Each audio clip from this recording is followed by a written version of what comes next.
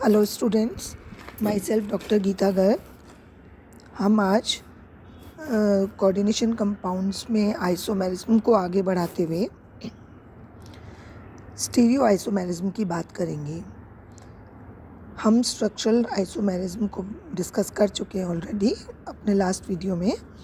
अभी हम stereo isomerism शुरू करने जा रहे हैं, जिसको त्रिविमीय समावयवता भी कहते हैं। देखो, कोऑर्डिनेशन कंपाउंड की स्टीरियो आइसोमेरिज्म जो होती है वो उनकी ज्योमेट्री पर डिपेंड करती है, और उनकी ज्योमेट्री हमको मालूम है कि वो मेटल की कोऑर्डिनेशन नंबर पर डिपेंड करती है। इसलिए हम इनका कोऑर्डिनेशन नंबर के बेसिस पर इनको स्टडी करेंगे। तो हम सबसे पहले कोऑर्डिनेशन नंबर 4 को कंसीडर करते हैं। कोऑर्डिनेशन नंबर 4 के लिए दो तरह की ज्योमेट्री पॉसिबल है। एक तो होती है टेट्राहेड्रल ज्योमेट्री और दूसरी होती है स्क्वायर प्लेनर ज्योमेट्री। तो हम एक एक लेकर के इनको समझने की कोशिश करेंगे। पहले हम लेते हैं टेट्राहेड्रल ज्योमेट्री। देखो, एक टेट्राहेड्रल ज्योमेट्री में सेंटर एटम जो होता है उसके चारों ओर 4 लिगेंड परस्पर एक दूसरे से समान दूरी पर और सेम बॉन्ड एंगल पर सिचुएटेड रहते हैं। इसलिए इस ज्योमेट्री में ज्योमेट्रिकल आइसोमेरिज्म की पॉसिबिलिटी तो बनती नहीं है। लेकिन यदि चारों जो लिगेंड्स लगे हुए हैं वो अलग अलग हो जाएं, अलग अलग हों, तो मॉलिक्यूल कैसा हो जाएगा? मॉलिक्यूल उसके अंदर एसिमेट्रिक हो जाएगा, असममित हो जाएगा। तो इस असममितता की वजह से क्या होगा? इसके अंदर ऑप्टिकल एक्टिविटी डेवलप हो जाएगी। ऑप्टिकल एक्टिविटी डेवलप होने से ये जो कंपाउंड है वो मिरर इमेज के रूप में दो आइसोमर्स के रूप में शो हो सकेगा। तो यानी कि इसमें ऑप्टिकल आइसोमेरिज्म तो पाने की संभावना हो गई, और ज्योमेट्रिकल आइसोमेरिज्म इसमें पॉसिबल नहीं है। देखो, इसके अलावा टेट्राहेड्रल कॉम्प्लेक्सेस में ये ऑप्टिकल एक्टिविटी उस समय भी हो सकती है जब सेंटर एटम से या मेटल आयन से एक साथ के में दो एसिमेट्रिक बाइडेंटेड लिगेंड्स जुड़े हुए हों। ठीक है, दो अनसिमेट्रिकली बाइडेंटेड लिगेंड्स जुड़े हुए हों, तो इस स्थिति में भी उस मॉलिक्यूल के अंदर एसिमेट्री डेवलप हो जाएगी और उनके दो मिरर इमेज बनेंगी, जो कि डी फॉर्म और एल फॉर्म के रूप में आइसोमर्स के रूप में पाई जाएंगी। तो इसमें भी यानी ऑप्टिकल एक्टिविटी डेवलप हो सकती है। इसका हम एग्जाम्पल लेते हैं। इस कंपाउंड को देखते हैं। ये है बिस बेंजोइल एसीटोनेटो बेरिलियम 2 कंपाउंड। ये इसका फॉर्मूला लिखा हुआ है, ये इसकी स्ट्रक्चर है। हम यहाँ पे देखेंगे इस स्ट्रक्चर को तो हमें पता लगेगा कि ये दोनों एक दूसरे के मिरर इमेज होती हैं। ठीक है, तो ये मिरर इमेज है, यानी कि इसमें ऑप्टिकल आइसोमेरिज्म पाई जाने की संभावना होती है। यदि हम इन दोनों को एक दूसरे को के ऊपर सुपर इम्पोज करेंगे तो ये क्या हो जाएंगे। तो इसलिए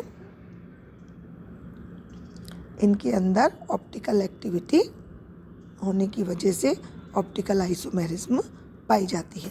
इसके अलावा एक और कंपाउंड है जो इस तरह की आइसोमेरिज्म शो करता है, वो कंपाउंड है बिस सैलिसिलेटो बोरोन 3, जिसका ये डायग्राम है। तो ये भी एक दूसरे के मिरर इमेज होते हैं। तो कहने का मतलब क्या हुआ कि कोऑर्डिनेशन नंबर 4 के अंदर ज्योमेट्रिकल आइसोमेरिज्म का पाया जाना टेट्राहेड्रल ज्योमेट्री में पॉसिबल नहीं होता, लेकिन इसके ऑप्टिकल आइसोमर्स डी फॉर्म और एल फॉर्म के रूप में बनते हैं। नेक्स्ट आता है स्क्वायर प्लेनर कॉम्प्लेक्सेस, वर्ग समतलीय ज्यामिति।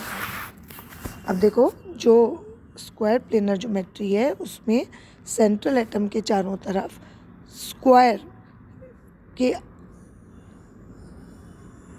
क्षेत्र में 4 लिगेंड या चार समूह जो हैं वो ओरिएंटेड होते हैं। अब ये सारे जो लिगेंड्स हैं या ग्रुप्स हैं ये उसी प्लेन में होते हैं जिसमें कि सेंटर एटम होता है। तो इस वाली ज्योमेट्री में ज्योमेट्रिकल आइसोमेरिज्म की पॉसिबिलिटी तो है, लेकिन ऑप्टिकल आइसोमेरिज्म की पॉसिबिलिटी नहीं होती। तो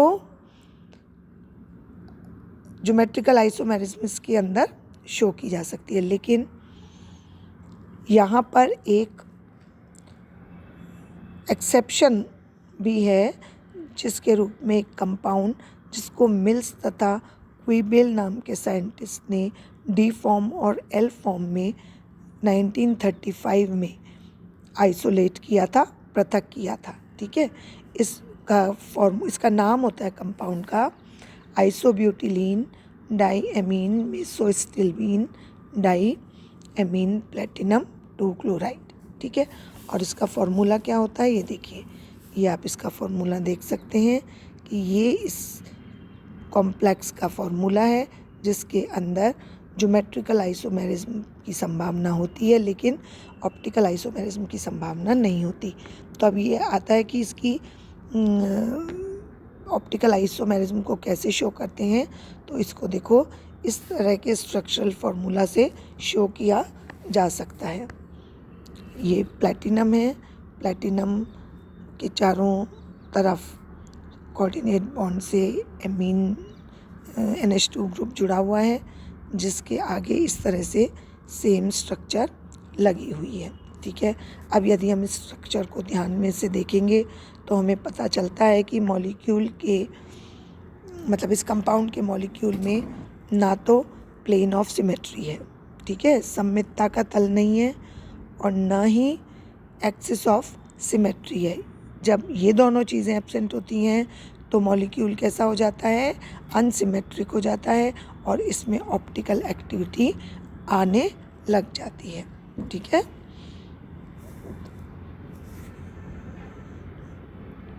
तो ये बात हुई इसमें स्क्वायर प्लेनर कॉम्प्लेक्सेस में ऑप्टिकल एक्टिविटी की। अब देखो, स्क्वायर प्लेनर कॉम्प्लेक्सेस में ज्योमेट्रिकल आइसोमेरिज्म तो बहुत ही कॉमनली मिलती है। इसमें बहुत आसानी से हमको सिस और ट्रांस डेरिवेटिव मिलते हैं। जब दो एक ही तरह के लिगेंड्स या समूह एक साइड में होते हैं तो वो डेरिवेटिव सिस डेरिवेटिव होता है, और जब एक दूसरे के विपरीत होते हैं तो वो डेरिवेटिव ट्रांस डेरिवेटिव होता है। अब जब सिस डेरिवेटिव बनता है, जैसे इसमें बन रहा है कि प्लेटिनम के राइट साइड में 2 क्लोरीन लगे हुए हैं और लेफ़्ट साइड में 2 अमोनिया मॉलिक्यूल लगे हुए हैं। तो इस तरह की दोनों अमोनिया एक तरफ है, दोनों Cl एक तरफ है, इस तरह की स्ट्रक्चर को सिस डेरिवेटिव कहते हैं और इसका डाइपोल मोमेंट का कुछ ना कुछ मान अवश्य होता है। जबकि हम ट्रांसफॉर्म को देखें तो यहाँ दोनों अमोनिया एक दूसरे से ऑपोजिट पोजीशन पर हैं और दोनों Cl ग्रुप एक दूसरे से ऑपोजिट पोजीशन पर हैं। ये चूँकि ट्रांस पोजीशन पर हैं इसलिए एक दूसरे के डाइपोल मोमेंट को नलीफाई कर देते हैं, जिससे ओवरऑल मॉलिक्यूल का डाइपोल मोमेंट कैसा होता है, शून्य होता है, 0 होता है। तो ये इस कॉम्प्लेक्स के, इसका नाम है प्लैटिनम 2 डाईएमीन डाइक्लोराइड। 2 आइसोमर बनते हैं, ये सिस हो गया और ये ट्रांस आइसोमर हो गया। अब देखो, इसके अलावा यदि किसी कॉम्प्लेक्स में कोई कीलेटिंग ग्रुप जो कि एसिमेट्रिक हो वो लगा दिया जाए तो भी ये ज्योमेट्रिकल आइसोमेरिज्म शो करता है। ऐसा क्यों होता है? ऐसा इसलिए होता है क्योंकि एसिमेट्रिक कीलेटिंग ग्रुप जो होता है वो स्क्वायर प्लेनर कॉम्प्लेक्स में 2 तरह से अरेंज हो सकता है। तो अब इसको समझने के लिए हम इस कंपाउंड का एग्जांपल लेते हैं जिसका प्लैटिनम और ग्लाइसिन का डेरिवेटिव है ये।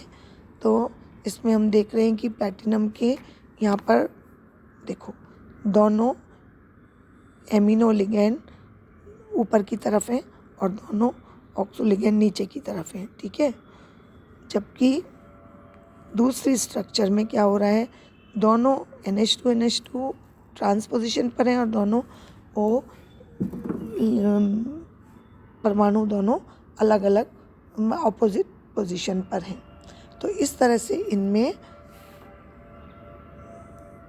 सिस और ट्रांस डेरिवेटिव बनते हैं और ज्योमेट्रिकल आइसोमेरिज्म शो होती है।